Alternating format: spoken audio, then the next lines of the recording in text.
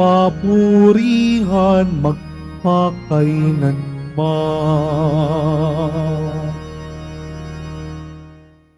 Sa ngalan ng Ama at ng Anak at ng Espiritu Santo, Amen. sumainyo ang Panginoon. At sumaiyo rin. Mga kapatid, aminin po muna natin pagsisihan ang ating mga kasalanan upang tayo po'y maging marapat gumanap sa banal na pagdiriwang. Inaamin ko Sa makapangyarihang Diyos at sa inyo mga kapatid, nalubha ako nagkasala sa isip, sa salita at sa gawa, at sa aking pagkukulang. Kaya isinasamo ko sa mahal na Birheng Maria, sa lahat ng mga anghel at mga banal, at sa inyo mga kapatid na ako'y ipanalangin sa Panginoong ating Diyos. kaawaan tayo ng makapangyarihang Diyos, patawarin sa ating mga kasalanan, at patnubayan sa buhay na walang hanggan. Amen. Panginoon, kaawaan mo kami. Panginoon, kaawaan mo kami. Kristo, kaawaan mo kami. Kristo, kaawaan mo kami. Panginoon, kaawaan mo kami. Panginoon, kaawaan mo kami. Manalangin tayo. Ama naming makapangyarihan, lahat ng pinakamabuti iyong tinataglay. Loobin mong sa aming kaloobay manuot ang pag-ibig sa iyong ngalang dakila at bantog, upang sa pag-unlad ng aming pagsunod sa pananampalatayang iyong ipinagkakaloob, mapagyaman mo rin ang kabutihang iyong inihahandog at ang iyong pinagyayaman ay mapanatili mong lubos sa iyong pagsubaybay sa amin at pagkupkop sa pamamagitan ni Hesukristo kasama ng Espiritu Santo magpasawalang hanggan. Amen. Magsiupo muna ang lahat. Pagbasa mula sa unang sulat ni Apostol San Pablo sa mga taga-Korinto. Mga kapatid, hindi ko kayo makausap tulad ng ginagawa ko sa mga taong nagtataglay ng Espiritu. Kailangang kausapin ko kayo bilang mga taong namumuhay ayon sa laman. Mga sanggol pa sa pananampalataya kay Kristo. Binigyan ko kayo ng gatas, hindi matigas na pagkain, sapagkat ito ay hindi pa ninyo kaya. At hindi pa ninyo kaya hanggang ngayon, sapagkat nananaig pa sa inyo ang laman. Mayroon pa kayong inggitan at alitan, at iyan ay nagpapakilalang makasanlibutan pa kayo at namumuhay ayon sa laman. Kapag sinabi ng isa, ako ay kay Pablo, at ng iba, ako'y kay Apolos, hindi ba tanda iyan na kayo ay namumuhay pa ayon sa laman?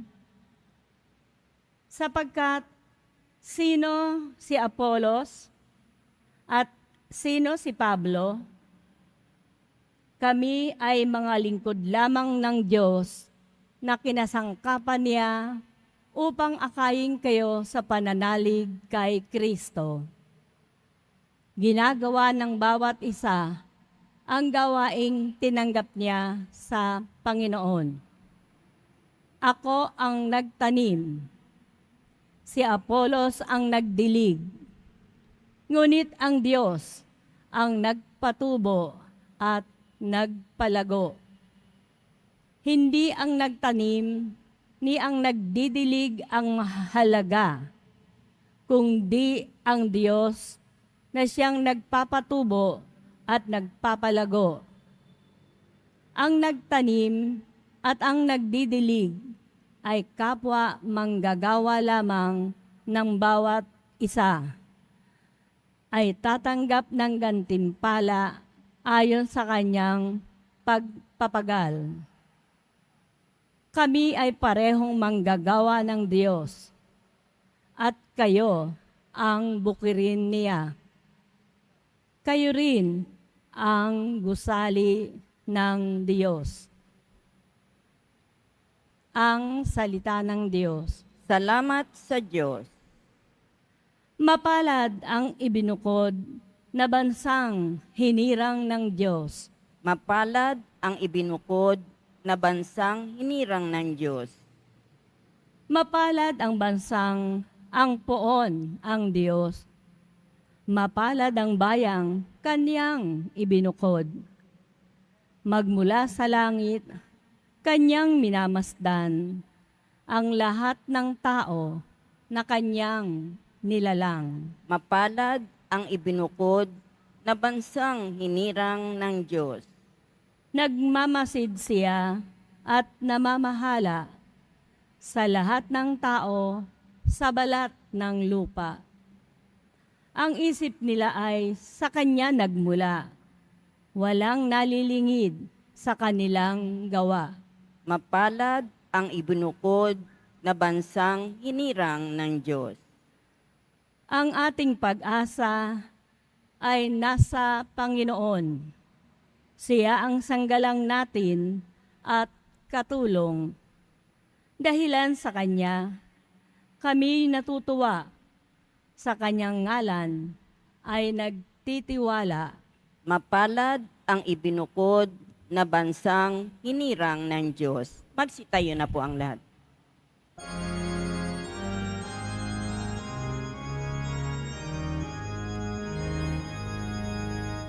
Alleluia, Alleluia,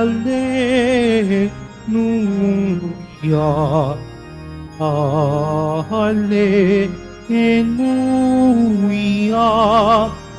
Alleluia.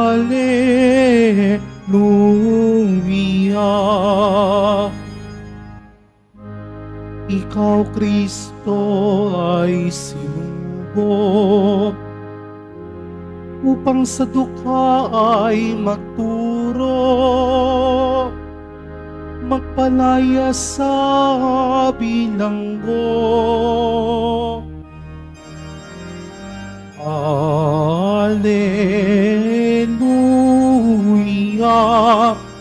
Alleluia,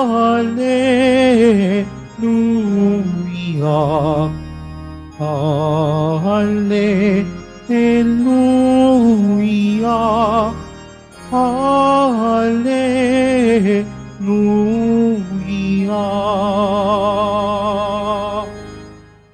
Sumainyo ang Panginoon. At sumaiyo rin. Ang mabuting balita ng Panginoon ayon kay San Lucas. Papuri sa iyo, Panginoon. Noong panahong yun, umalis si Jesus sa sinagoga at nagtungo sa bahay ni Simon. Mataas noon ang lagnat ng biyanan ni Simon. Kaya't ipinamanhik nila kay Jesus na pagalingin siya. Tumayo si Jesus sa tabi ng higaan ng babae at iniutos na maalis ang lagnat. At nawala nga ito. Noon di tumindig ang may sakit at naglingkod sa kanila. Paglubog ng araw, ang lahat ng may sakit, anuman ang karamdaman, ay dinala ng kanilang mga kaibigan kay Jesus. Ipinatong niya ang kanyang mga kamay sa bawat isa sa kanila at pinagaling sila. Nagsilabas sa marami ang mga demonyo, sabay sigaw, "Ikaw ang anak ng Diyos." Ngunit sinaway sila ni Jesus at hindi pinahintulutang magsalita, sapagkat nakikilala nila siya na siya nga ang Mesiyas. Nang mag-umaga na, umalis si Jesus at nagpunta sa isang ilang na puok. Hinanap siya ng mga tao at nang matagpuan ay pinakausapang huwag munang umalis. Subalit sinabi niya, dapat ko ring ipangaral sa ibang bayan ang mabuting balita tungkol sa paghahari ng Diyos, sapagkat iyan ang layunin ng pagkasugo sa akin. At nangaral siya sa mga sinagoga sa Judea. Ang mabuting balita ng ating kaligtasan. Pinupuri ka namin, Panginoong Heso Kristo. Magsiupo muna ang lahat. Magandang tanghali po sa inyong lahat.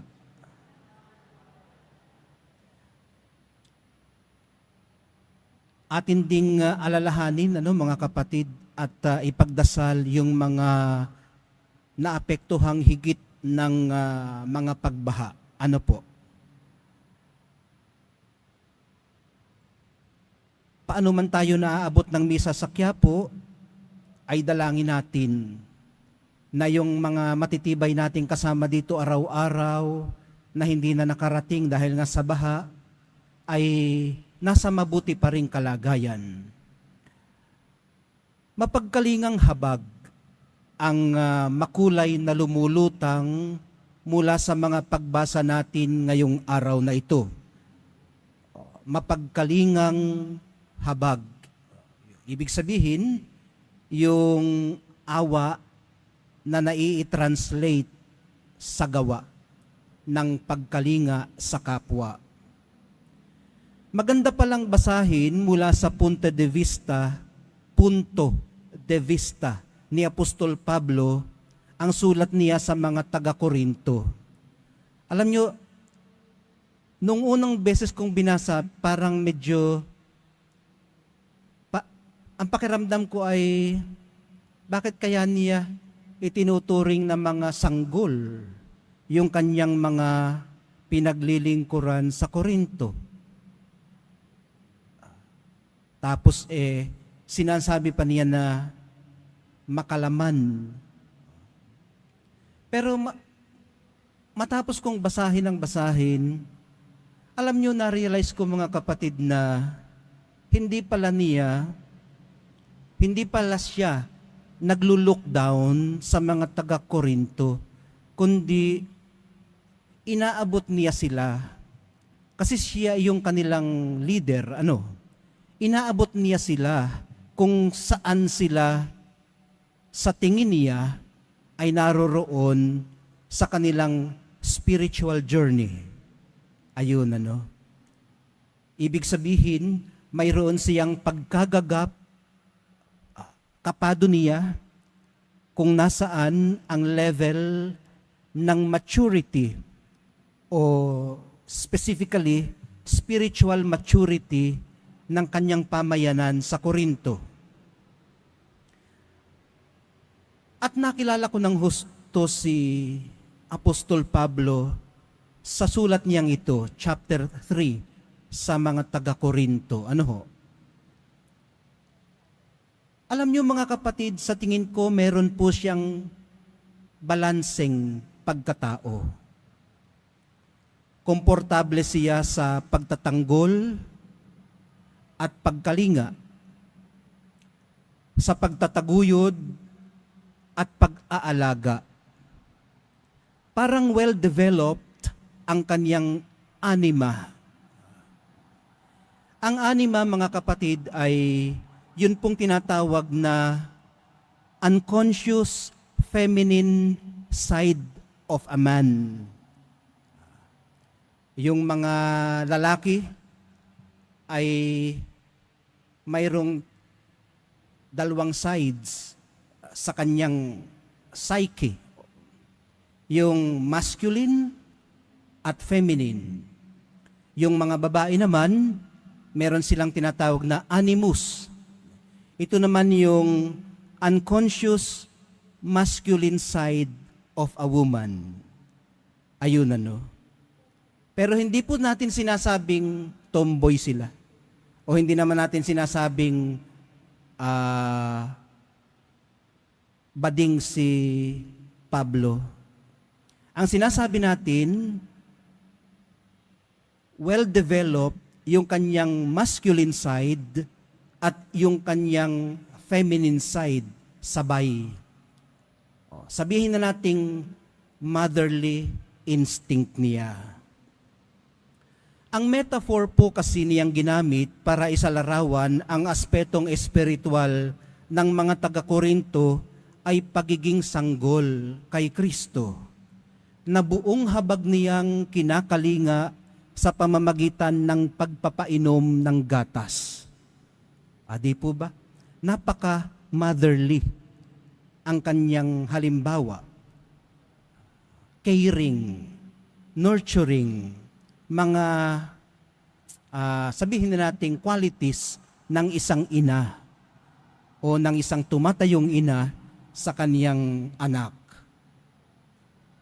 Ang isa pa ay ang malusog niyang pakikipagsabayan sa iba na mga umuusbong na leader ng kanilang sambayanan.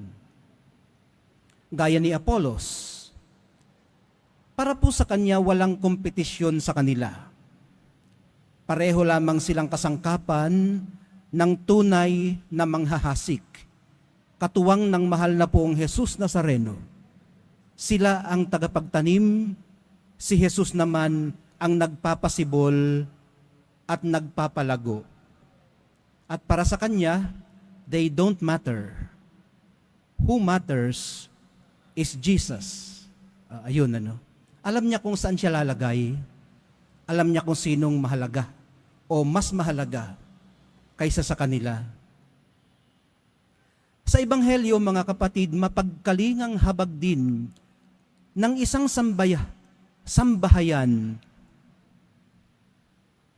ang nagtulak sa kanila para ipag-adya kay Jesus ang isa nilang miyembrong may sakit, ang biyanan ni Simon Pedro. Napakapalad niya, kasi may mga nagmamalasakit sa kanya. Naalala ko tuloy yung isang may sakit din. Walang maglapit sa kanya kay Jesus. Nandun lang siya sa labas. At si Jesus ang lumapit sa kanya. Kasi walang magdala sa akin sa inyo. Kahabag-habag yun. Kasi parang walang caring community. O kung meron man siyang community, meron man siyang pamilya, maaaring pinabayaan na siya.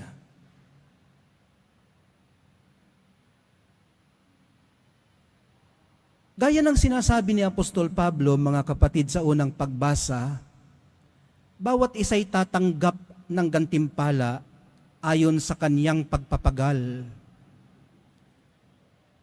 Malinaw po nating nakita ito nang kaagad siyang nagsilbi yung biyanan ni Simon Pedro. Pagkatapos niyang gumaling, nagsilbi na siya kaagad. Ibig sabihin, maaaring siya mismo ay mapagkalinga rin. Kaya naman siya ay walang pagdadalawang isip na kinalinga rin ng kanyang mga kaibigan. Ang isa pang nagpapakita ng mapagkalingang habag ay nang dinala ng kanilang mga kaibigan kay Jesus ang iba pang may sakit. So hindi lang yung biyanan ni Simon Pedro ang kinakitaan natin ng pagkalinga ng kanilang community o ng kanilang pamilya, kundi yung iba pang may sakit. Actually, ang term ay lahat ng may sakit, anuman ang kanilang karamdaman. At iyon din ang tinanggap ng kanilang mga pasyente. Yung mga may sakit, ang tinanggap nila ay ang pagkalinga ng mga nagmamahal sa kanila. Ipinatong ni Jesus ang kanyang kamay sa bawat isa sa kanila para pagalingin. Ito rin marahil ang nagtulak sa kanya kay Jesus para pumunta pa sa ibang bayan at magpagaling din doon. Ito para sa kanya ang layunin ng pagkakasugo sa kanya.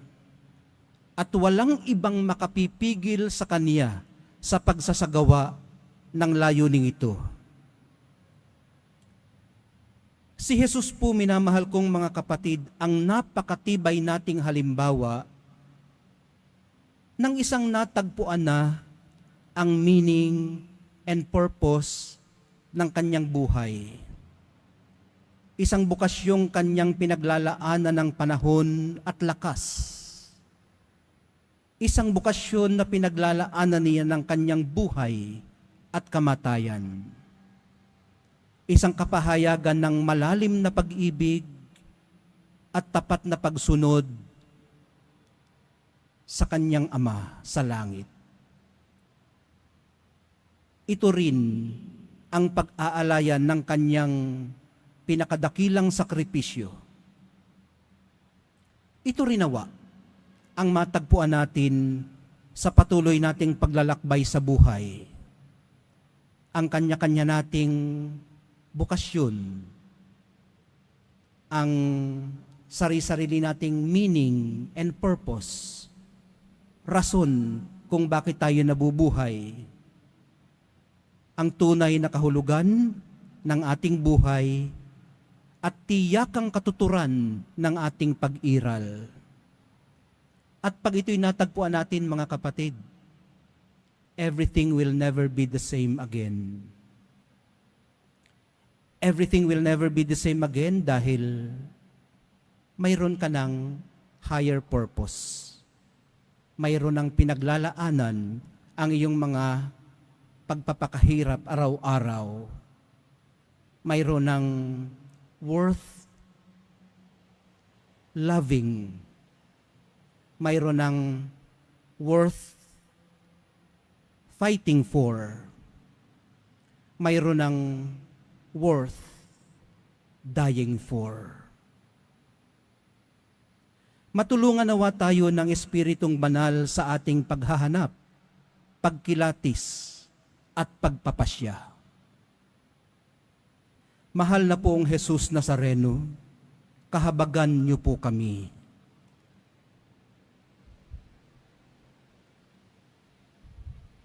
Magsitayo na po ang lahat.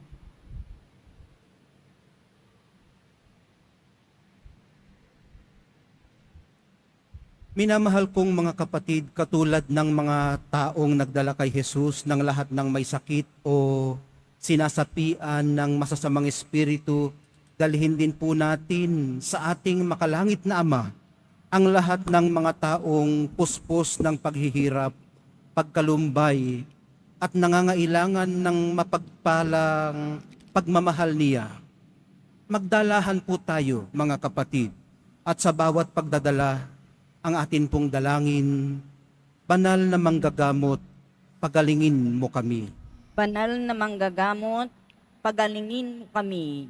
Ang simbahan naway mapalaya ang mga tao sa anumang hadlang upang maipahayag ang ebanghelyo sa mga lalaki at babae sa ating panahon. Manalangin tayo. Banal na manggagamot, pagalingin mo kami.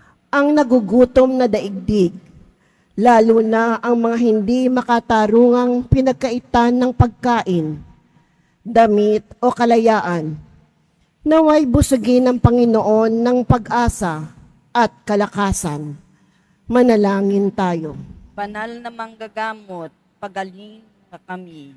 Ang mga nagdurusa sa pag-alala at pagkabahala, naway makatagpo kay Kristo ng sandigan bilang daan, katotohanan at buhay. Manalangin tayo. Banal na manggagamot, pagalingin mo kami. Ang mga nagdurusa dahil sa pagkakasakit at may mabigat na pasanin sa buhay, naway makita ang higit na kahulugan ng kanilang buhay sa pagsubok na kanilang hinaharap. Manalangin tayo. Banal na manggagamot, pagalingin mo kami. Ang mga yumao at nagdadalamhati, naway magkaroon ng pag-asa sa muling pagkabuhay ni Jesus. Manalangin tayo. Banal na manggagamot, pagalingin mo kami. Makapangyarihan at mapagmahal na Ama, bantayan niyo po ang inyong pamilya. Iligtas at arugain niyo kami sapagkat nasa inyo ang lahat ng aming pag-asa. Hinihiling namin ito sa ngalan ni Kristong aming Panginoon. Amen. Magsiupo muna ang lahat.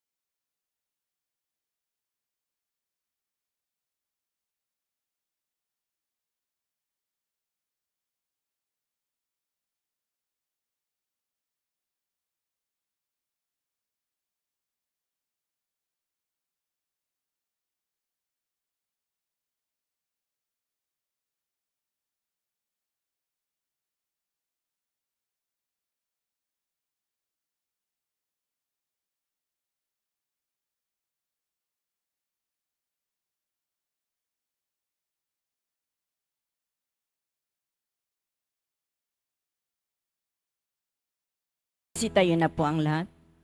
Halina't manalangin mga kapatid upang itong ating paghahain ay kalugdan ng Diyos Amang makapangyarihan. Tanggapin nawa ng Panginoon itong paghahain sa iyong mga kamay, sa kapurihan niya at karangalan, sa ating kapakinabangan at sa buong sambayanan niyang banal. Ama naming lumikha, ang banal na paghahain ay lagi nawang magdulot ng iyong pagbabasbas na sa amin tumutubos, upang ang ginaganap mo sa aming pagdiriwang ay maging lubos na pagkakaloob ng iyong pagmamahal sa pamamagitan ni Hesukristo, kasama ng Espiritu Santo, magpasawalang hanggan. Amen.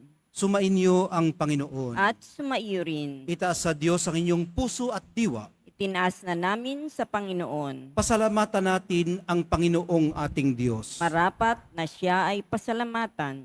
Ama naming makapangyarihan, tunay ngang marapat na ikaw ay aming pasalamatan sa iyong paglingap at kagandahang loob. Ang tao'y nilikha mo't pinapangasiwa sa sansinukob. Sa hangad mong siya'y iwastong lubos, siya'y pinagdusa mo sa kanyang pagtalikod. Sa iyong paggiliw, iyong ipinahintulot na makabalik siya sa pamamagitan ni Kristo Jesus. Kaya kaisa ng mga anghel na nagsisiawit ng papuri sa iyo, nang walang humpay sa kalangitan, kami nagbubunyi sa iyong kadakilaan. Santo, Santo, Santo, Panginoong Diyos ng mga hukbo, napupuno ang langit at lupa ng kadakilaan mo, o sana sa kaitaasan. Pinagpala ang naparirito sa ngalan ng Panginoon, o sana sa kaitaasan. Magsiluhod po ang lahat. Ama naming banal, ikaw ang bukal ng lahat ng kabanalan, kaya't sa pamamagitan ng iyong Espiritu, gawin mong banal ang mga kaloob na ito upang para sa amin maging katawan at dugo ng aming Panginoong Hesukristo. Bago niya pinagtiis ang kusang loob na maging handog, hinawakan niya ang tinapay, pinasalamatan kaniya, pinaghati-hati niya yun, iniabot sa kanyang mga alagad at sinabi, tanggapin ninyong lahat ito at kanin, ito ang aking katawan na ihahandog para sa inyo.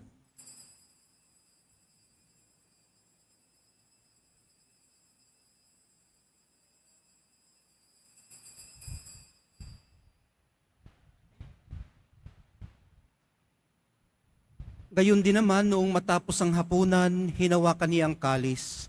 Muli kanyang pinasalamatan. Iniabot niya ang kalis sa kanyang mga alagad at sinabi, tanggapin ninyong lahat ito at inumin. Ito ang kalis ng aking dugo, ng bago at walang hanggang tipan.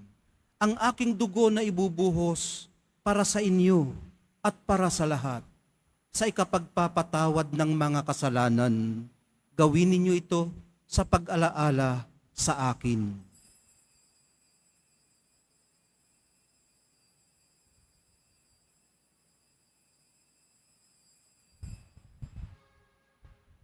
Magsitayo na po ang lahat. Ipagbunyi natin ang misteryo ng pananampalataya. Si Kristo'y namatay, si Kristo'y nabuhay, si Kristo'y babalik sa wakas ng panahon. Ama, ginagawa namin ngayon ang pag-alala sa pagkamatay at muling pagkabuhay ng iyong anak. Kaya tiniaalay namin sa iyo ang tinapay na nagbibigay buhay at ang kalis na nagkakaloob ng kaligtasan. Kami nagpapasalamat dahil kami iyong minarapat na tumayo sa harap mo para maglingkod sa iyo. Isinasamo namin kaming magsasalo-salo sa katawan at dugo ni Kristo ay mabuklod sa pagkakaisa sa pamamagitan ng Espiritu Santo. Ama, lingapin mo ang iyong simbahang laganap sa buong daigdig. Puspusin mo kami sa pag-ibig, kaisa ni Francisco na aming Santo Papa at ni Jose na aming Obispo at ng Tanang Kaparian. Alalahanin mo rin ang mga kapatid naming nahimlay nang may pag-asang sila'y muling mabubuhay, gayon din ang lahat ng mga pumanaw. Kaawaan mo sila at patuloyin sa iyong kaliwanagan. Kaawaan mo at pagindapatin kaming lahat na makasalo sa iyong buhay na walang wakas. Kaisa ng mahal na Birheng Maria na ina ng Diyos, ng kabiyak ng puso niyang si San Jose, kaisa ng mga apostol ni San Juan Bautista, at ng lahat ng mga banal na namuhay dito sa daigdig ng kalugod-lugod sa iyo, maipagdiwang nawa namin ang pagpupuri sa ikararangal mo sa pamamagitan ng iyong anak na aming Panginoong Hesukristo. Sa pamamagitan ni Kristo, kasama niya at sa Kanya, ang lahat ng parangal at papuri ay sa iyo, Diyos Amang makapangyarihan, kasama ng Espiritu Santo, magpasawalang hanggan. Amen. Sa tagubilin ng nakagagaling na utos at sa turo ni Jesus na Panginoon natin at Diyos, ipahayag po natin ang lakas loob. Ama namin, Sumasalangit Sumasalangit ka, sambahin ang ngalan mo. Mapasa Mapasa amin amin ang ang kaharian mo. Sundin ang loob mo dito sa lupa para nang sa langit. Bigyan mo kami ngayon ng aming kakanin sa araw-araw. At patawarin mo kami sa aming mga sala para ng pagpapatawad namin sa nagkakasala sa amin. At huwag mo kami ipahintulot sa tukso at iadya mo kami sa lahat ng masama. hinihiling po namin kami iadya sa lahat ng masama. Pagkalooban ng kapayapaan araw-araw, iligtas sa kasalanan at ilayo sa lahat ng kapahamakan, samantalang aming pinananabikan ang dakilang araw ng pagpapahayag ng tagapagligtas naming si Hesukristo. Sapagkat iyo ang kaharian at ang kapangyarihan at ang kapurihan magpakailanman. Amen. Panginoong Hesukristo, sinabi mo sa iyong mga apostol, kapayapaan ang iniiwan ko sa inyo, ang aking kapayapaan ang ibinibigay ko sa inyo. Tunghayan mo ang aming pananampalataya at huwag ang aming pagkakasala. Pagkalooban mo kami ng kapayapaan at pagkakaisa ayon sa iyong kalooban, kasama ng Espiritu Santo, magpasawalang hanggan. Amen. Ang kapayapaan ng Panginoon ay laging sumainyo. At sumaiyo rin. Magbigayan po kayo ng kapayapaan sa isa't isa. Kordero ng Diyos na nag-aalis ng mga kasalanan ng sanlibutan, maawa ka sa amin. Kordero ng Diyos na nag-aalis ng mga kasalanan ng sanlibutan, maawa ka sa amin. Kordero ng Diyos na nag-aalis ng mga kasalanan ng sanlibutan, ipagkaloob mo sa amin ang kapayapaan. Magsiluhod po ang lahat.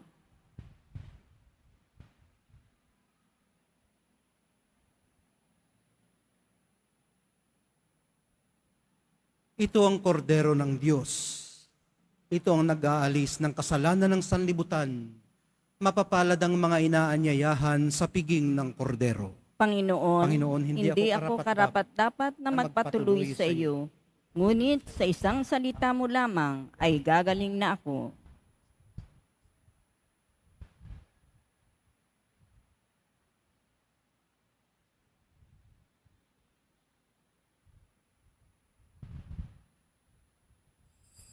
Para sa lahat ng tatanggap ng banal na komunyon, sasagot po tayo ng amin pagkasabi ng pari o ng lay minister ng katawan ni Kristo at isubo agad sa bibig bago umalis sa harapan ng pari o lay minister.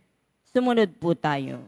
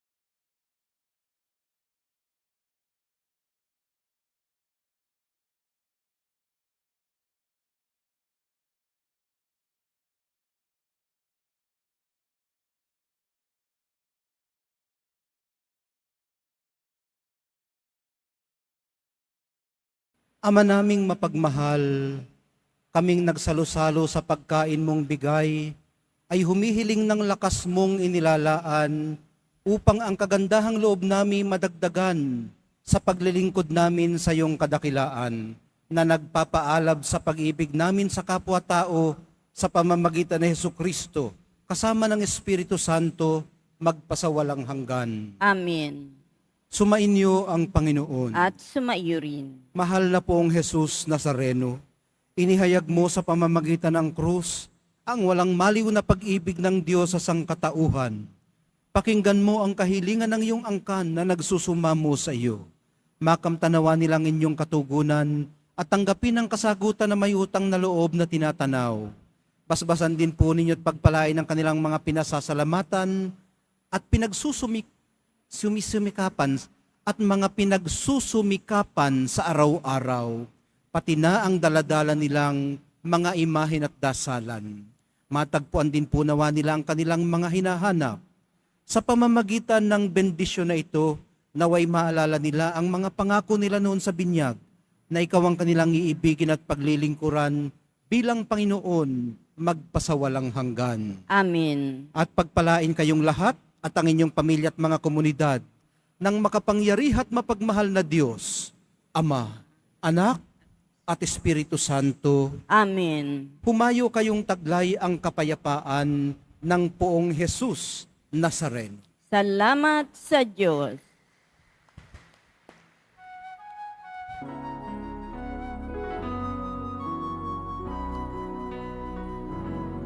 Nuestro Padre Jesus Nazareno, sinasamba ka namin, pinipinto ka namin, aral mo ang aming buhay at kaligtasan. Nuestro Padre Jesus Nazareno, iligtas mo kami sa kasalanan. Ang krus mong kinamatayan ay sagisag ng aming kaligtasan. Nuestro Padre Jesus Nazareno, dinarangal ka namin. Nuestro Padre Jesus Nazareno, minuluwalhati ka namin. Nuestro Padre Jesus Nazareno, dinarangal ka namin. Nuestro Padre Jesus Nazareno, ninuluwalhati ka namin.